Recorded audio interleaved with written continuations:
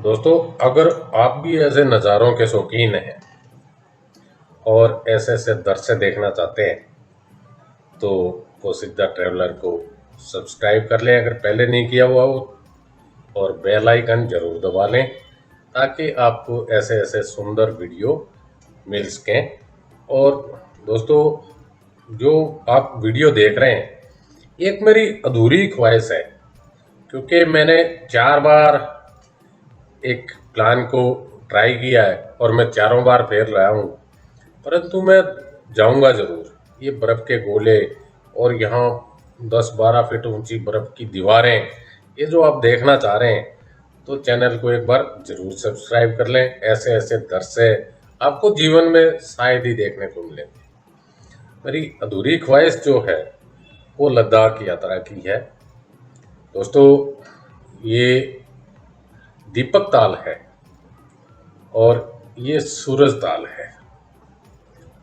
इस वीडियो में आपको 2 ट्रिप के नज़ारे देखने को मिलेंगे, जो एक 12-13 अप्रैल 2025 का है और ये 5-6 जून 2025 का है।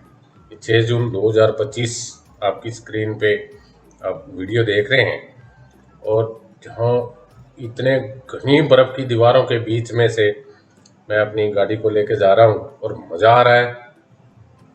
दोस्तों, मनाली से अगर हम लद्दाख जाते हैं तो मनाली से 48 किलोमीटर के बाद अटल टनल आती है जो रोहतांग में पड़ती है। और अटल टनल पे जब आपकी गाड़ी पहुंचती है तो रूटीन चेकिंग होती है। यहाँ से आगे आप अपनी गाड़ी में सिलेंडर वगैरह, गैस सिलेंडर वगैरह नहीं ले के जा सकते, क्योंकि यहाँ जो पुलिस है उसको ये लगता है कि गैस सिलेंडर से कहीं विस्फोट किया जा सकता है या कोई अत्यंत गंभीर घटना घट सकती है। ये अटल टनल के अंदर घुसते ही आपको कुछ ऐसे नज़ारे दिखते हैं जो आपको बहुत सुहावने लगते हैं। अटल टनल की जो लंबाई है वो 9.28 किलोमीटर है। ये बहुत लंबी टनल है और बहुत सुंदर टनल है। इसके बाद जैसे ही अटल टनल के आप नॉर्थ पोल पे पहुंचते हो, ये देखिए आपको एक विहंगम दृश्य दिखाई देगा। ये 12 अप्रैल 2025 का है, क्योंकि उस दिन छुट्टी का दिन था और उससे पहले भी 2-3 छुट्टियों का कम्बिनेशन जो बना हुआ था, उसके कारण यहाँ इतना ज़्यादा रश था कि ट्रैफिक का जाम लगना संभव था। और दोस्तों, यहाँ पर जो बर्फबारी का आनंद अप्रैल के महीने में आप देख सकते हैं, कितनी बर्फ़ यहाँ जमी हुई है। तो ये मानो कि ये नवंबर, दिसंबर, जनवरी, फरवरी और मार्च में बंद रहती है, तो उसका रीज़न यही है कि यहाँ अत्यंत अधिक बर्फबारी होती है। देखिए बर्फ़ की दीवारें जो आपके राइट हैंड में दिखाई दे रही हैं, कितनी सुंदर दिखाई दे रही हैं। और यहाँ जो घूमते हुए सैलानी और गाड़ियाँ, जो उनका हुजूम है, वो एक आपको अलग ही विहंगम दृश्य देता है। दोस्तों, यहाँ से जैसे ही निकलते हैं तो ये ब्रिज आता है। ये ब्रिज चिनाब नदी पर बना हुआ है। चिनाब नदी जो हिमाचल से निकल के और जम्मू कश्मीर होते हुए पाकिस्तान में जाती है, और इसका एक अहम रोल है अपने देश भारत के लिए भी और पाकिस्तान के लिए भी। अभी जो पीछे अप्रैल में पाकिस्तान की तरफ से वो आतंकी अटैक हुआ था, उसके बाद चिनाब नदी समझौता भी तोड़ दिया गया था, सिंधु जल समझौता भी तोड़ दिया गया था। उसके कारण पाकिस्तान को काफ़ी हानि हुई थी, क्योंकि उनको जल की आपूर्ति नहीं हो पाई थी। परंतु मेरा इशू ये नहीं है। मैं तो आप दोस्तों को एक अपनी ऐसी वीडियो दिखाना चाह रहा हूँ जो एक मेरी अधूरी ख्वाहिश है कि मैं 4 बार अटैम्प्ट करके भी ले नहीं पहुँच पाया हूँ, और एक बार पहुँचूँगा ज़रूर। इस बार जो मैं जून में गया था, तो इस बार मेरे कैमरे ने मेरे को बहुत धोखा दिया, क्योंकि वो वीडियो मैं कैप्चर नहीं कर पाया, इसलिए कुछ वीडियो मैंने अप्रैल के टूर की इसमें मिक्स करनी पड़ी। और जब आप जून की कुछ वीडियो जो मैंने मोबाइल से बनाई हैं वो देखोगे तो आप दंग रह जाओगे। इतने सुंदर नज़ारे इस रास्ते में हैं कि आप एक बार जरूर यहाँ जाना चाहेंगे। और हर कोई सैलानी जो पहाड़ों का शौकीन हो, बर्फ का शौकीन हो, झरनों नदियों का शौकीन हो, वो हर कोई एक बार लद्दाख जरूर जाना चाहेगा। दोस्तों, लद्दाख के दो रास्ते हैं, एक वाया हिमाचल, एक वाया जे.एंड.के। मैंने वाया जे.एंड.के भी ट्राई किया था, परंतु उस दौरान भी किसी कारणवश मैं नहीं पहुंच पाया था। और वाया हिमाचल मैंने 3 बार ट्राई कर लिया तो भी मैं नहीं पहुंच पाया। परंतु जहां तक मैं पहुंच पाया उसके जो नज़ारे आपको दिखाता हूं वो एक बहुत ही सुंदर सुंदर नज़ारे हैं। यहाँ से अगर आप लेफ्ट में जाएंगे तो ले रोड पे जाएंगे और यहाँ से ले 396 किलोमीटर है। अगर हम राइट में जाते हैं तो ये रोहतांग, काजा और सुंदो जाता है। काजा यहाँ से 144 किलोमीटर है, जो एक अत्यंत सुंदर जगह है। परंतु वहाँ का जो रोड है वो बहुत ही कठिन है, क्योंकि मैं पिछले साल जून में काजा गया था और काजा से मनाली आया था, तो वहाँ मेरे को बहुत दिक्कतों का सामना करना पड़ा था। जैसे ही आप ले रोड पे जाते हैं ये एक टैक्स बैरियर आता है। यहाँ पर आपको हिमाचल गवर्नमेंट को टैक्स पे करना होता है। अगर आपकी गाड़ी कार टाइप है तो आपको 200 रुपये पे करने पड़ेंगे। अगर एसयूवी टाइप आपकी गाड़ी है तो आपको 300 रुपये पे करने पड़ते हैं। जैसे ही वहाँ से निकलते हैं, ये चिनाब नदी का जो किनारा आप देख रहे हैं, ये दृश्य तो खैर 5 जून का है। जो आपने पिछला दृश्य देखा था वो 12 अप्रैल का था। ये 5 जून के दृश्य में आपको ऐसा लगता है कि आप समुंदर के किसी बीच के किनारे पे घूम रहे हैं और साथ में ऊंची पहाड़ों की चोटियां और कुछ छिटपुट बर्फ जो आपको दिखाई दे जाएगी। यहाँ से जैसे ही हम निकलते हैं हम पहुँचते हैं सिसु। सिसु के ये नज़ारे 12 अप्रैल के ही हैं। हमने यहाँ कुछ देर रेस्ट किया था और स्नैक्स वगैरह लिए थे, और उस दौरान कुछ हमने एक आध वीडियो छोटी बनाई और उसको आप लोगों के सामने प्रस्तुत किया। सिसु भी एक बहुत सुंदर जगह है और सिसु से निकल के हम शाम को पहुंचते हैं केलोंग।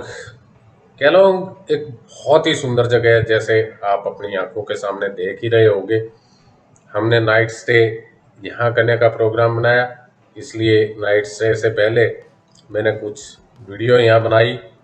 और यहाँ जो हम रुके वो अभी आप नज़ारा देखेंगे, ये एक नोरबुलिंग होम स्टे है। ये देखिए 12 अप्रैल 2025 शाम के 9:30 हम हैं केलोंग में, और नॉरबुलिंग करके ये होटल और होम स्टे है।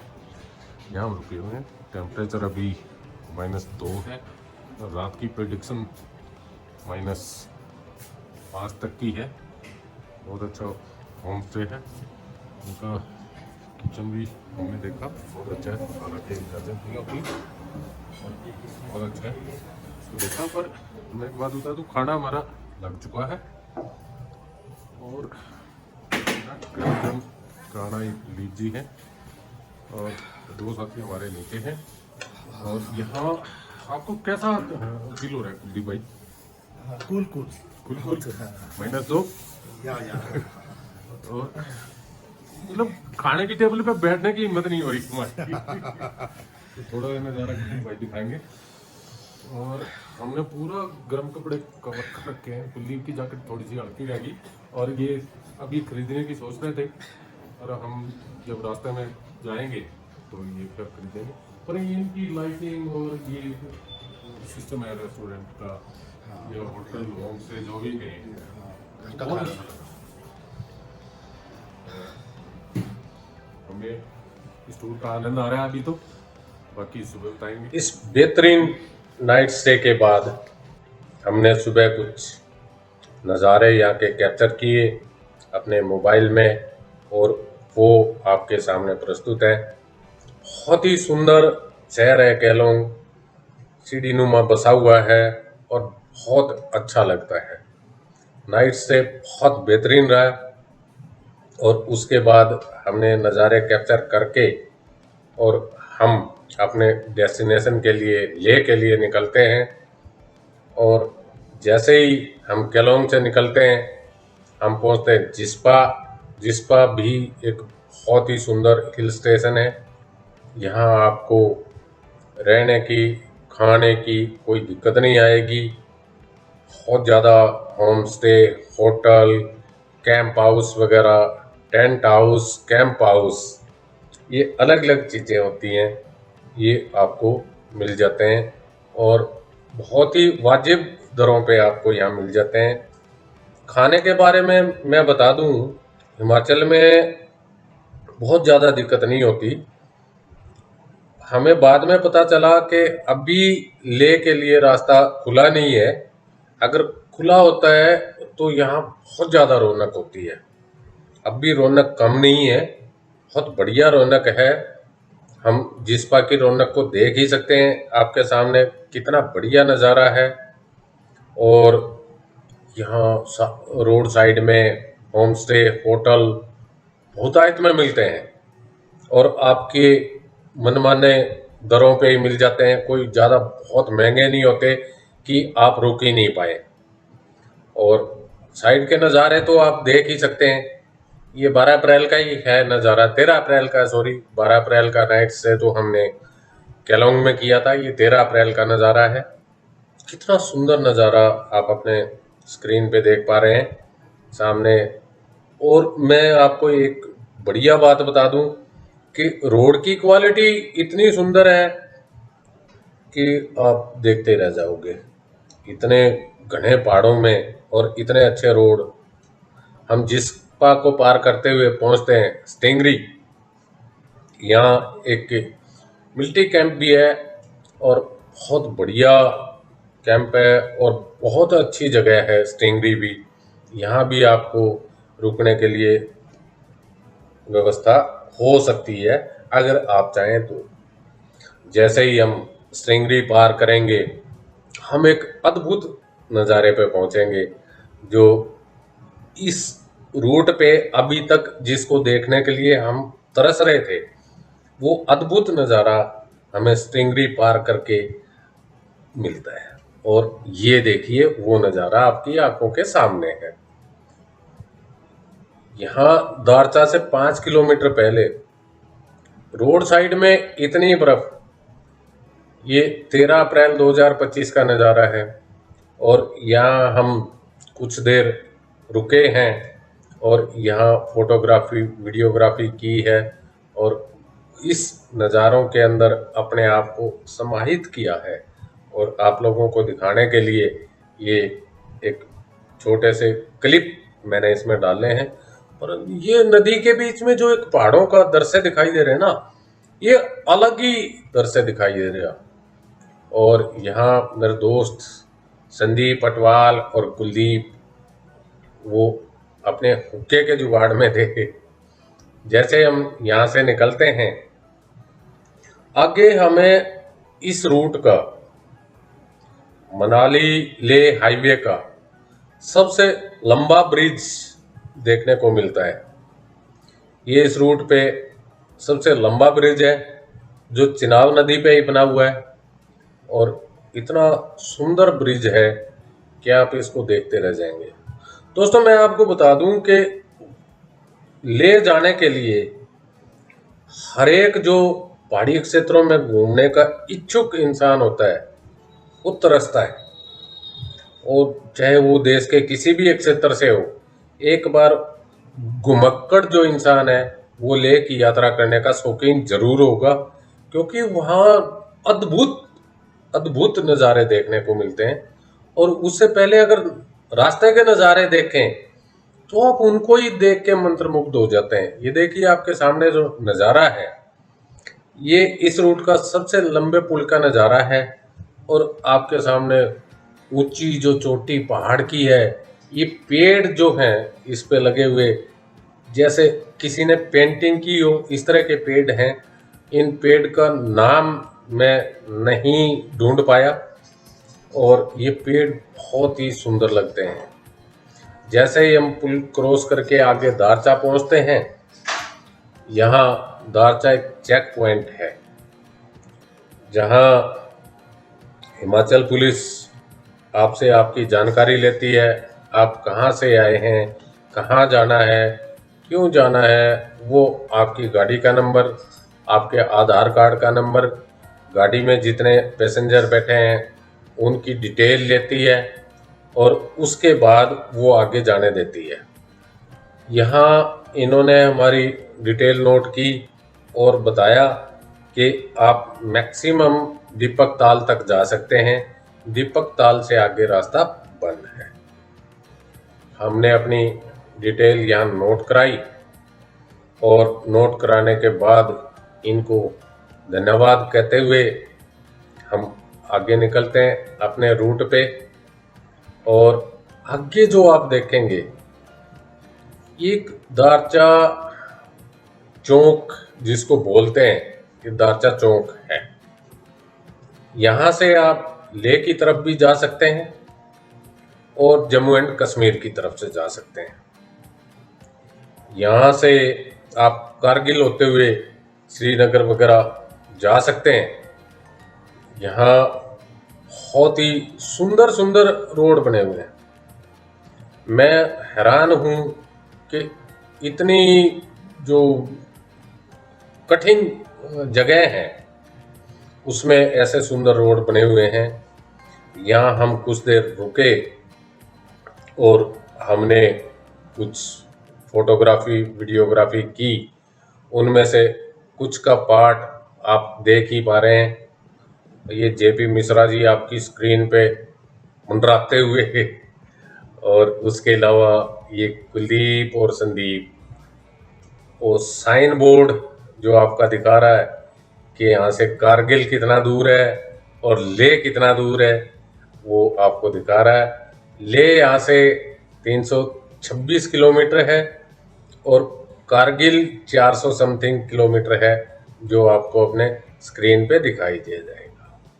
यहाँ हमने कुछ 10-15-20 मिनट बिताए और यहाँ 10-15-20 मिनट बिताने में जो हमें आनंद आया वो एक अलग ही आनंद था, क्योंकि यहाँ का जो वातावरण विदाउट एटमॉस्फेयर।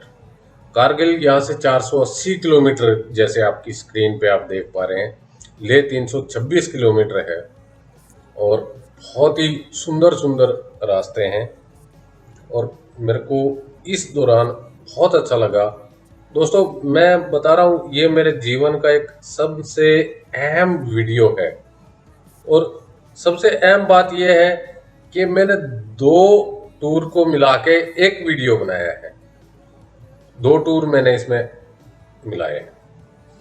जैसे हम वहां से निकले आगे दीपक ताल अब हम पहुंच रहे हैं जो पाछियों में पड़ता है और यहीं तक हमें रिस्ट्रिक्ट किया गया था 13 अप्रैल 2025 को। और ये दीपक ताल का नज़ारा आप देख पा रहे हैं, बिल्कुल जमा हुआ है। यहाँ किसी तरह का कोई आपको इस ताल में पानी दिखाई नहीं दे रहा, परंतु इसके जस्ट 2 मिनट बाद इस वीडियो को देखेंगे तो दीपक ताल का नज़ारा कुछ और ही दिखाई देगा आपको। दीपक ताल का जो 6 जून का नज़ारा आप देखेंगे वो तो आपको अचंभित कर देगा। इतना सुंदर नज़ारा ये 13 अप्रैल 2025 का है। यहाँ उस टाइम सिर्फ 2 टेम्पो खड़े हुए थे जहाँ से हमने खाने का कुछ सामान लिया, राजमा चावल वगैरह यहाँ हमने खाए। हम यहाँ लगभग 12-1 बजे के आसपास थे दिन में और ये सिचुएशन थी। टेम्परेचर यहाँ 3 डिग्री था 13 अप्रैल 2025 को। और यहाँ इतने सुंदर सुंदर आप देख सकते हैं नज़ारा, कैसे जमा हुआ एक ताल आप देख पा रहे हैं। दोस्तों, आपसे अनुरोध है, अगर आप ऐसे ऐसे नज़ारे देखने के शौकीन हो तो चैनल को सब्सक्राइब आपने पहले नहीं किया वो तो एक बार सब्सक्राइब कर लें, और ऐसे ऐसे आपको बहुत सारे नज़ारे देखने को मिलेंगे। ये 6 जून 2025 को दीपक ताल का नज़ारा आप देख के हैं अपनी स्क्रीन पर। 13 अप्रैल और 6 जून, फर्क देखिए, क्या नज़ारा है। रोड के साथ साथ आपको ऐसा नज़ारा देखने को मिले। परंतु यहाँ मैं आपको एक बात बता दूं, अब ले के लिए खुला हुआ रोड, आगे जैसे ही हम चलते हैं जिंग जिंग बार, सूरजताल, सरचू होते हुए हम ले जाते हैं। और सूरजताल जब पहुंचते हैं तो कुछ ऐसे अजीब और अचंभित कर देने वाले नज़ारे स्क्रीन पे दिखाई दे रहे हैं आपको। ये देखिए बर्फ कैसे जमी हुई है, और आपके दोस्त ने इस बर्फ को ऐसे एंजॉय किया, फुल आनंद लिया। ये देखिए मेरे से 2-3 गुना हाइट की तो बर्फ होगी, तो आप यूं मान लें कि 18 फीट बर्फ तो यहाँ गिरी हुई है रोड साइड में, जो जमी हुई है अभी तक।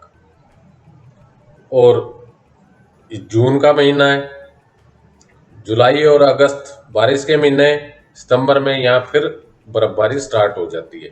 ये बर्फ यहाँ कभी पिघलती नहीं है, ये बर्फ की लेयर ऐसे ही रहती हैं, और बर्फ के कुछ गोले बनाने का आनंद मैंने ऐसे लिया। परंतु जो मेरे हाथ थे वो इतने ठंडे हो गए कि मैंने बाद में उनको झाड़ झाड़ के पूरा।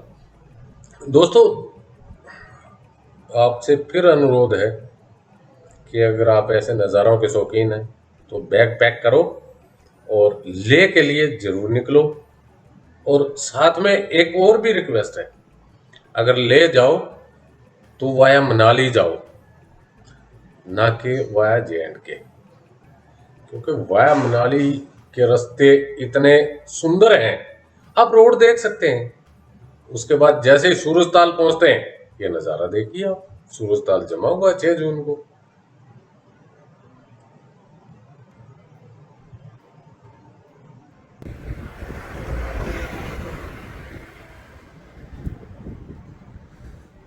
ये दोस्तों आप देख रहे हैं आपकी स्क्रीन पे, ये सूरजताल है, और आज 6 जून है।